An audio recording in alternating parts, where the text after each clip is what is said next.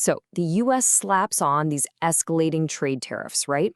And that's a huge challenge for India's economy. But here's the thing. India didn't just play defense. Nope.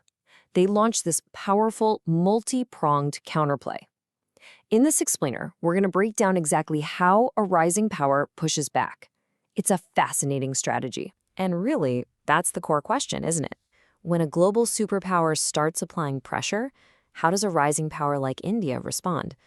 You know, this isn't just some run-of-the-mill trade spat. This is a high-stakes chess match, and it's all playing out on the world stage. All right, let's dive into part one, the trade showdown. So you've got these US tariffs, and they created an immediate, and I mean significant challenge for Indian exporters. We're talking about key industries suddenly finding themselves under some serious pressure. Which brings us to part two, opening the war chest. This is where we see India's first major move. And wow, what a statement this was. We're talking about 20,000 crore rupees. To put that in perspective for you, that's about $2.5 billion US dollars.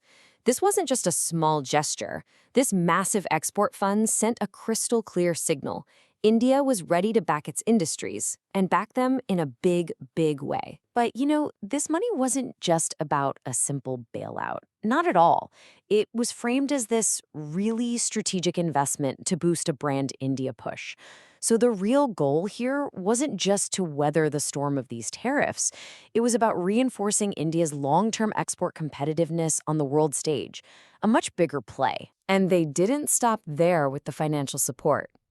Next up, on August 11th, 2025, the government rolls out a new credit guarantee scheme.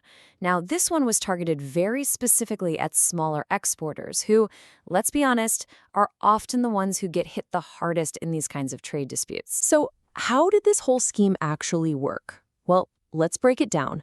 For short-term loans, the government stepped in with a 10 to 15% guarantee, which is nice, right?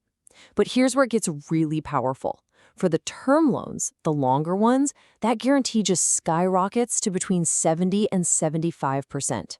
That is a huge safety net. It's this super targeted approach designed to keep the money, the credit, flowing exactly where it was needed most. Okay, so that's the money side. Now let's move on to part three, a defiant national stance. Because the response wasn't just financial, it was political too. And this defiance, it came straight from the top. The Guardian reported on Prime Minister Narendra Modi's incredibly firm stance. He said he was, and I'm quoting here, ready to pay a very heavy price to protect India's farmers, dairy producers, and fishing communities.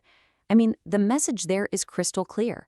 It's firm, it's non-negotiable. And then, to add another layer to that more formal statement, you had other top officials using language that was, well, much more direct, much more colloquial. Union Minister Nitin Gadkari called the U.S. actions dadagiri, which basically means bullying, and he directly tied this defiance to a national mission for self-reliance.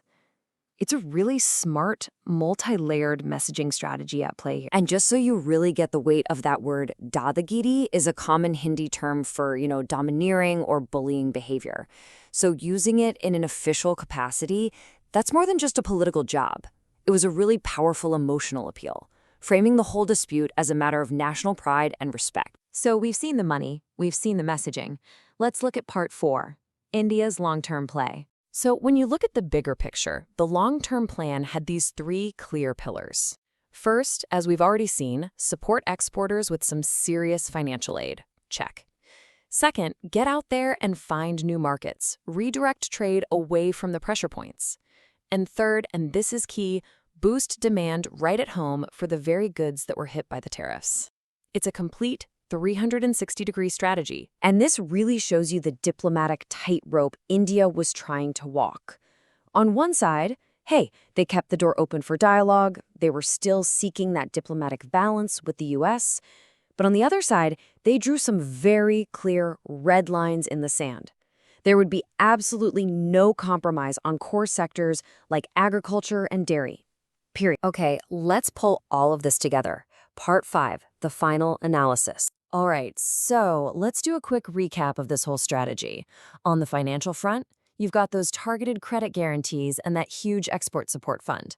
What about the political messaging?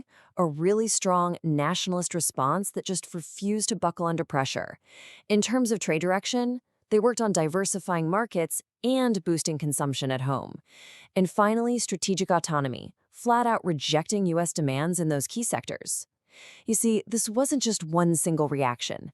It was a comprehensive, really well thought out, multi-pronged countermove. And all of this leads us to a much bigger final question. We've just walked through how India combined financial muscle, political willpower, and a clear long-term strategy to push back.